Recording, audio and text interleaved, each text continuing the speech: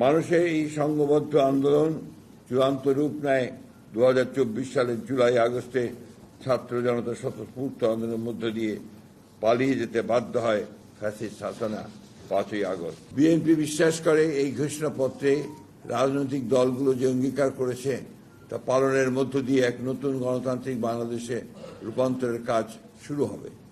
সুযোগ সৃষ্টি হবে এক সাম্য, মানবিক মূল্যবোধ ও ন্যায় বিচারের ভিত্তিতে সত্যিকারের প্রগতিশীল সমৃদ্ধ বাংলাদেশ নির্মাণের প্রক্রিয়া। লন্ডনে বিএনপির ভারপ্রাপ্ত চেয়ারম্যান জনাব তারেক রহমান ও প্রধান উপদেষ্টা প্রফেসর ডক্টর ইউনূসের বৈঠকের মাধ্যমে নির্বাচনের সময় 2026-এর ফেব্রুয়ারি মাসে যে ঘোষণা করা হয়েছে তাকে স্বাগত জানাচ্ছে। বিএনপি মনে করে এই ঐতিহাসিক ঘোষণা বাংলাদেশে রাজনৈতিক অচলাবস্থা কাটিয়ে উঠবে এবং গণতন্ত্রের উত্তরণের পথকে সুগম করবে। বিএনপি মনে করে এই নির্বাচন সুষ্ঠু, অবাধ, নিরপেক্ষ ও সকলের কাছে গ্রহণযোগ্য করার জন্য সরকার ও নির্বাচন কমিশন সকল ব্যবস্থা গ্রহণ করবেন।